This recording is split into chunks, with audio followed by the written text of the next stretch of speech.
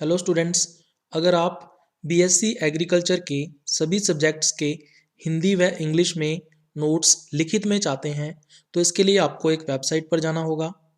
इसके लिए आपको गूगल में सर्च करना होगा प्लांट ब्रीडिंग 2010, जिसमें कोई भी स्पेस आपको नहीं रखना है। तो हम लोग सर्च करते हैं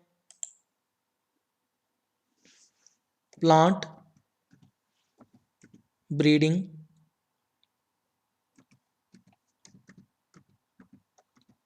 2010 और उसके बाद आपको एंटर दबाना है। जैसे ही आप एंटर पर क्लिक करते हो तो आपको सबसे ऊपर की तरफ एक लिंक दिखाई देगा साइंस एंड एग्रीकल्चर बॉटनी के नाम से। ठीक है, ये वेबसाइट कौन सी है? Plant breeding 2010.blogspot.com। तो इस लिंक को आपको ओपन करना है, तो हम लोग इस पर क्लिक करेंगे।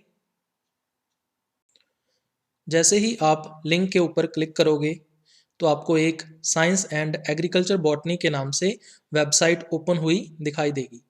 इसमें आपको लेफ्ट कॉर्नर पर साइड बार पर क्लिक करना है और जैसे ही साइड बार पर क्लिक करोगे तो आपको यहाँ पर अलग अलग सब्जेक्ट्स के जो लिंक्स हैं वो मिल जाएंगे और इसके साथ साथ जो ओल्ड पेपर्स के लिंक्स हैं वो भी आपको यहाँ पर आसानी से मिल जाएंगे, जिनके ऊपर क्लिक करके आप नोट्स तक पहुँच सकते हो। जो सब्जेक्ट्स यहाँ पर मेंशन नहीं हैं वो आने वाले टाइम में यहाँ पर ऐड कर दिए जाएंगे।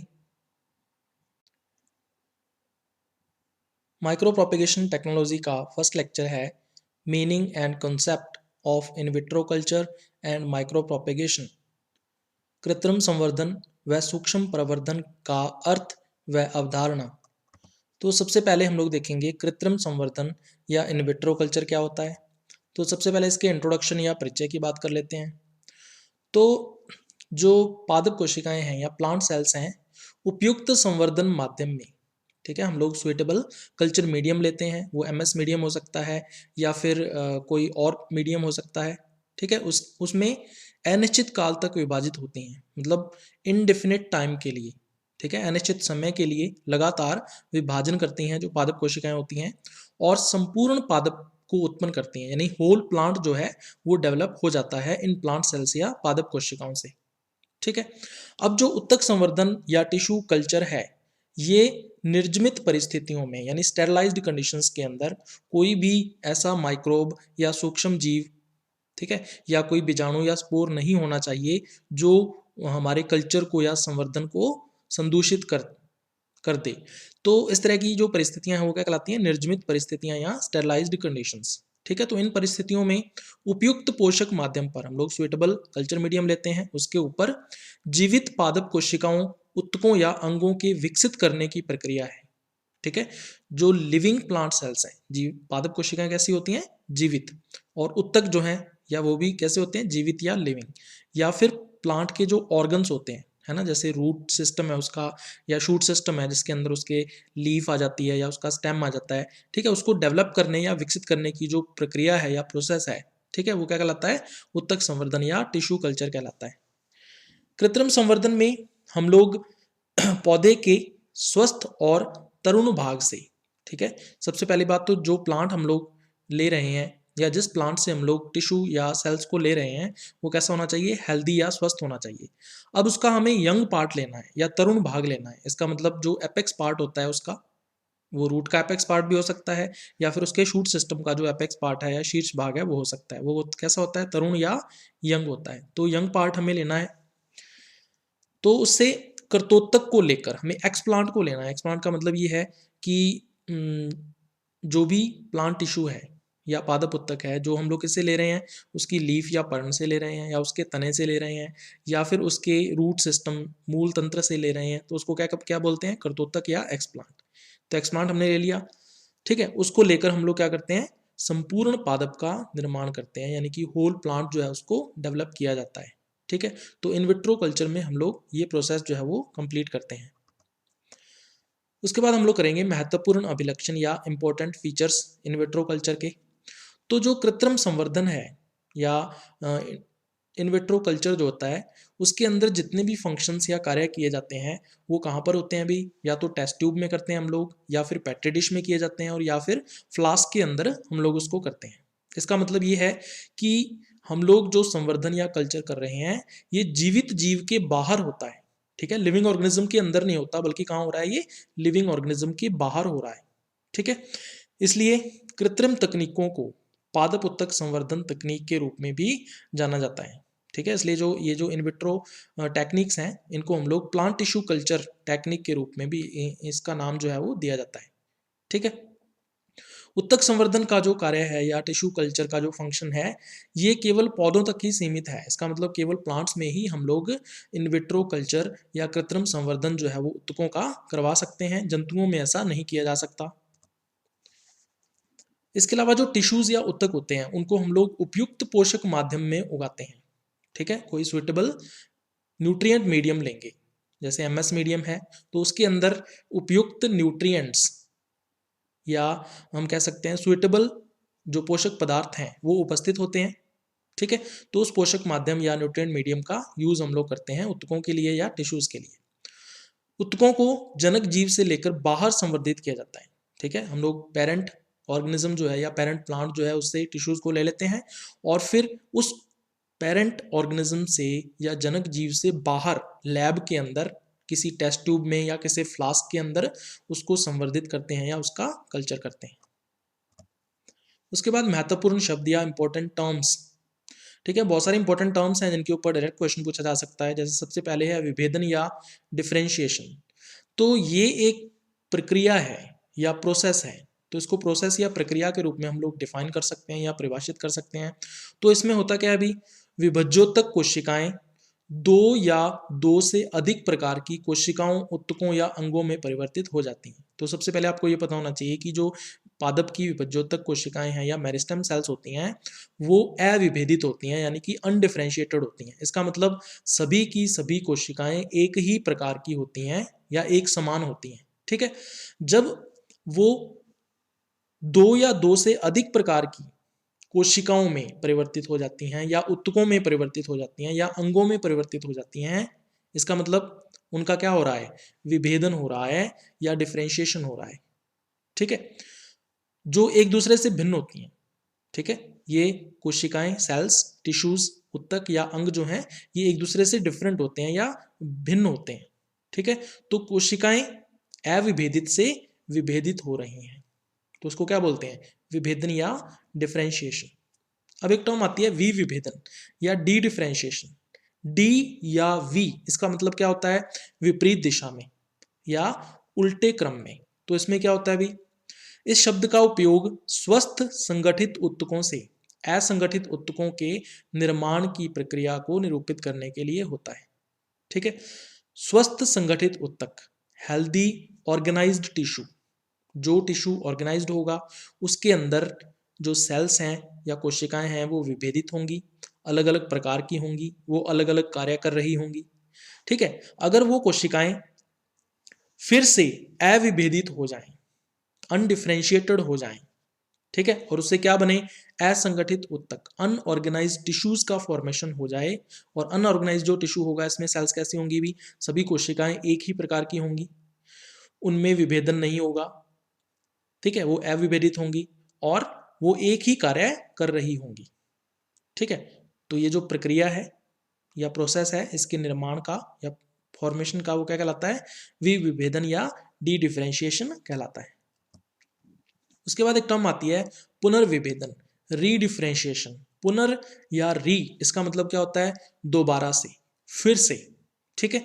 तो जो विभेदित कोशिकाएं होती हैं, ठीक है, इससे पहले जो हमने कोशिकाएं की हैं, देखो विभेदन से क्या बना है, अभी असंगठित उत्तक बना है, अनडिफरेंशिएटेड टिश्यू बना है। इसकी जो कोशिकाएं हैं वो क्या कहलाती हैं, विभेदित या डी डिफरेंशिएटेड सेल्स कहलाती हैं। अब अगर विभेदित कोशिकाएं या डी डिफरेंशिएटेड सेल्स विभाजन की क्षमता को खो देती हैं, ठीक है। नॉर्मली क्या होता है, विभेदित कोशिकाएं लगातार विभाजन कर रही होती हैं या सेल डिवीजन कर रही होती हैं। तो अगर ये विभाजन करना छोड़ दें, सेल डिवीजन करना छोड़ दें, अपनी क्षमता को छोड़ दें ये, ठीक है, और क्या करने लग जाएं, विशिष्ट कार्य करने के लिए परिपक्व हो जाएं, ठीक है, कोई स्पेसिफिक कार्य या फंक्शन परफॉर्म करने के लिए ये मैच्योर हो जाएं, ठीक है। तो इस प्रकार का जो टिश्यू बनता है या उत्तक होता है उसको क्या बोलते हैं, पुनर्विभेदित या रीडिफरेंशिएटेड टिश्यू कहते हैं। ठीक है, और ये प्रक्रिया जो है उसको क्या बोलते हैं, पुनर्विभेदन या रीडिफरेंशिएशन कहते हैं। अब एक टर्म आती है पुनरुद्ध भवन या रीजनरेशन। ठीक है, तो इसके बारे में आपको पता होना चाहिए। तो प्रत्यक्ष या अप्रत्यक्ष रूप से संवर्धित कर्तोत्तकों से संपूर्ण पादप का विकास। ठीक है, या तो डायरेक्टली या फिर इनडायरेक्टली। इनडायरेक्टली का मतलब कैलस के निर्माण द्वारा। संवर्धित कर्तोत्तकों से जो एक्स प्लांट्स हम लोग कल्चर कर रहे हैं उनसे अगर डायरेक्टली होल प्लांट बन जाए, संपूर्ण पादप बन जाए, तो उसको पुनरुद्भवन कहेंगे। या फिर इन कल्चर्ड एक्स प्लांट से संवर्धित कर्तोत्तक से पहले क्या बने, कैलस बने, तो उसको क्या बोलेंगे, अप्रत्यक्ष या इनडायरेक्ट। कैलस बने और कैलस से फिर संपूर्ण पादप या होल प्लांट का डेवलपमेंट हो जाए, तो ये प्रक्रिया क्या कहलाती है, पुनरुद्भवन या रीजनरेशन कहलाती है। तो ये टर्म्स इंपॉर्टेंट है, इन पे क्वेश्चन पूछा जा सकता है, इंपॉर्टेंट चीज है। उसके बाद एक टर्म आती है पूर्ण शक्तता या टोटीपोटेंसी। इस पे क्वेश्चन जरूर आता है अभी। तो पादप कोशिका या प्लांट सेल जो है उसके पुनरुद्भवन के द्वारा यानी उसके रीजनरेशन के द्वारा होल प्लांट के डेवलपमेंट की जो क्षमता है, संपूर्ण पादप के विकास की जो क्षमता या कैपेबिलिटी है, उसको क्या बोलते हैं, टोटीपोटेंसी या पूर्ण शक्तता कहते हैं।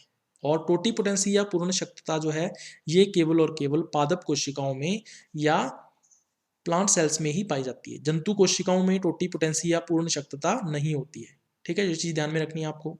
उसके बाद नेक्स्ट टर्म आती है भ्रूण जनन या इसको क्या बोल देते हैं, एम्ब्रियोजेनेसिस। ठीक है, तो इसमें क्या किया जाता है, एकल भ्रूण जन्य कोशिका से ये प्रारंभ होता है। ठीक है, एम्ब्रियोजेनिक सेल होती है, सिंगल सेल होती है। अब ये जो सिंगल सेल है ये कोई भी एक हो सकती है, या तो ये क्या हो सकता है, युग्मनज हो सकता है यानी जाइगोट हो सकता है।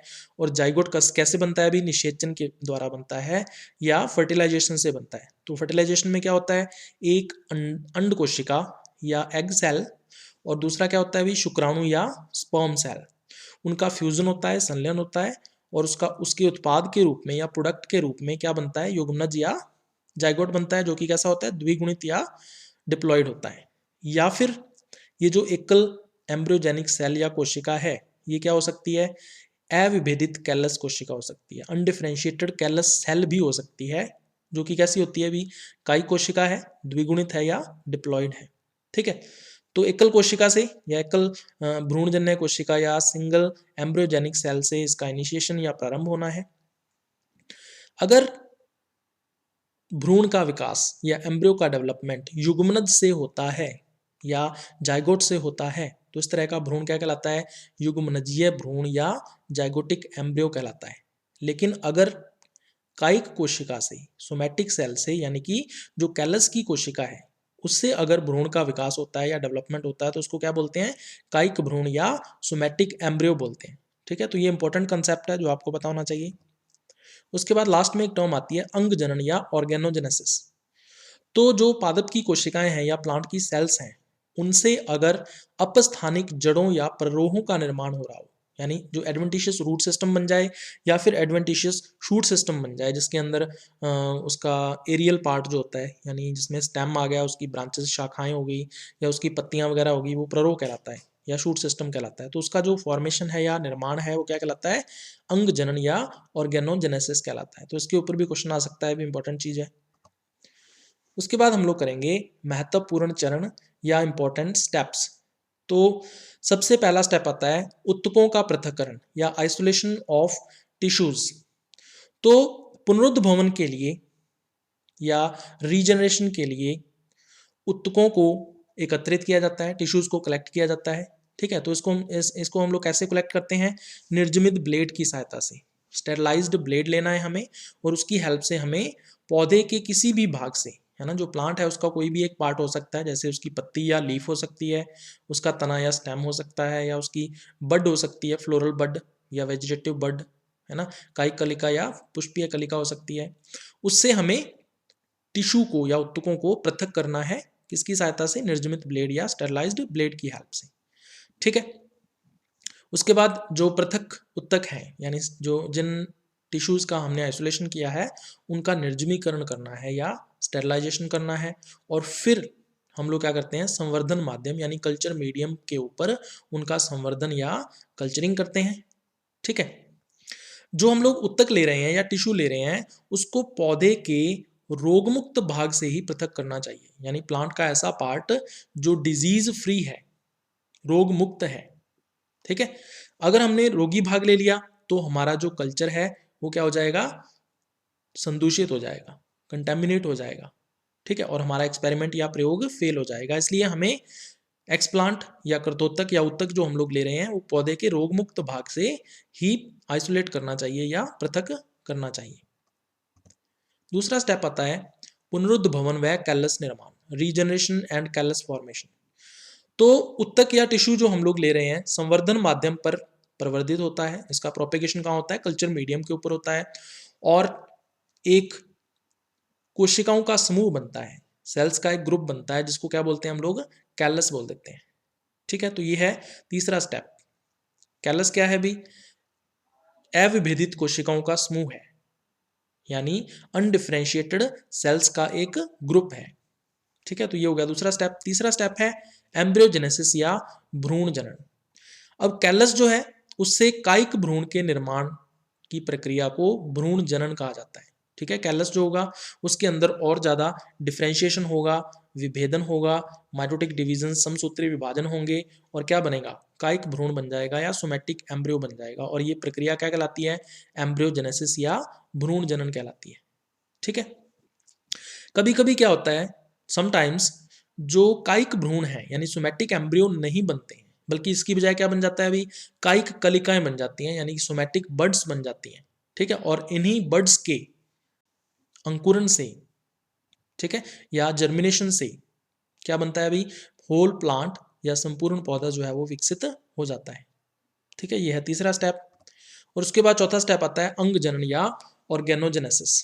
तो कायिक भ्रूण या जो सोमैटिक एम्ब्रियो है, ठीक है, उससे प्ररोह या जड़ों के विभेदन की प्रक्रिया को अंग जनन कहा जाता है। ठीक है, जो सोमैटिक एम्ब्रियो होगा उसमें डिफरेंशिएशन या विभेदन होगा, जिससे क्या बनेगा, प्ररोह तंत्र यानी शूट सिस्टम बनेगा, जिसके अंदर स्टेम या तना आ गया, उसकी लीव्स आ गई, ब्रांचेस या शाखाएं आ गई। इसके अलावा जड़ों के यानी रूट सिस्टम बन जाएगा उसका।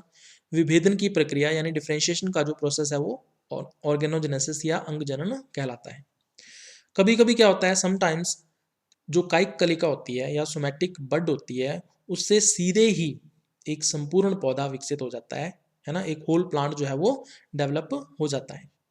कुछ समय बाद आफ्टर द सम टाइम्स इस प्रकार प्राप्त जो पौधे हैं, इस प्रकार जो हमने प्लांट को डेवलप किया है लैब के अंदर, उनको संवर्धन माध्यम से निकाल लेते हैं, जो कल्चर मीडियम है उससे उसको रिमूव कर लेते हैं, और पॉट माध्यम में यानी गमलों के अंदर जो माध्यम होता है जिसके अंदर वर्मी कंपोस्ट हम लोग लेते हैं, उसके अंदर उसको स्थानांतरित या ट्रांसफर कर दिया जाता है। ठीक है, ताकि उसकी हार्डनिंग की जा सके, ठीक है, उसको एक्लेमेटाइज किया जा सके, उसको अनुकूलित किया जा सके। उसके बाद हम लोग करेंगे सूक्ष्म प्रवर्धन या माइक्रो प्रोपेगेशन। तो पौधों को लैंगिक रूप से बीजों के अंकुरण द्वारा या अलैंगिक रूप से कायिक भागों के गुणन द्वारा प्रवर्धित किया जा सकता है। ठीक है, हमें प्लांट्स का प्रोपेगेशन करना है, प्रवर्धन करना है, तो उसके दो तरीके हैं, लैंगिक रूप से और अलैंगिक रूप से। लैंगिक रूप से यानी सेक्सुअल रूप से हम लोग कैसे कर सकते हैं, सेक्सुअल रिप्रोडक्शन के द्वारा बीज या सीड्स बनाए जाएं, और फिर उनका अंकुरण या जर्मिनेशन करवाएं हम लोग सॉइल के अंदर। ठीक है, और फिर उससे प्लांट्स को डेवलप करें, जैसा कि हम लोग फसल उगाते हैं।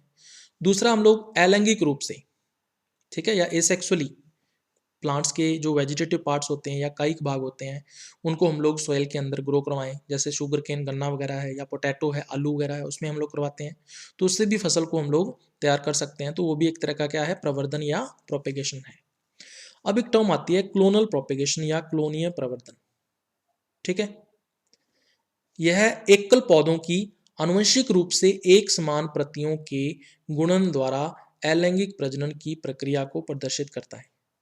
ठीक है, तो इसमें हम लोग क्या करते हैं, अभी एकल पौधे लेते हैं यानी इंडिविजुअल प्लांट्स लेते हैं, उनकी हमें आनुवंशिक रूप से एक समान प्रतियां बनानी है। ठीक है, जेनेटिकली आइडेंटिकल कॉपीज बनानी है बहुत सारी, इसको क्या बोलते हैं, गुणन या मल्टीप्लिकेशन बोल देते हैं। और ये प्रक्रिया क्या कहलाती है, अलैंगिक प्रजनन या एसेक्सुअल ब्रीडिंग। ठीक है, यहाँ पे क्लोन शब्द का जो उपयोग है ना, क्लोन टर्म आया यहाँ पे, क्लोनीय या क्लोनल। तो क्लोन शब्द का जो उपयोग है वो अलैंगिक जनन द्वारा एक एकल पौधे से प्राप्त पादप समष्टि को प्रदर्शित करने के लिए किया जाता है। ठीक है, एकल पौधा है, सिंगल प्लांट है, हमारे पास इंडिविजुअल प्लांट है, उससे हम लोग एसेक्सुअल रिप्रोडक्शन करवाएंगे यानी अलैंगिक जनन करवाएंगे और प्लांट पॉपुलेशन या पादप समष्टि को विकसित करेंगे। ठीक है, तो ये क्लोन शब्द जो है वो इसको प्रदर्शित करता है।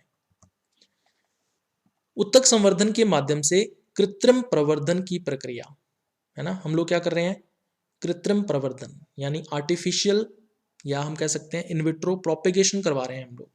किस तकनीक के द्वारा, उत्तक संवर्धन या टिश्यू कल्चर टेक्निक के द्वारा। और ये जो प्रक्रिया या प्रोसेस है वो क्या कहलाता है, सूक्ष्म प्रवर्धन या माइक्रो प्रोपेगेशन कहलाता है। तो सूक्ष्म प्रवर्धन या माइक्रो प्रोपेगेशन एक ऐसी प्रक्रिया या प्रोसेस है जिसमें स्टॉक पादप सामग्री तेजी से गुणन करती है। ठीक है ना, स्टॉक प्लांट मटेरियल जो होता है वो मल्टीप्लाई करता है, अपनी कॉपीज बनाता है, अपना गुणन करता है।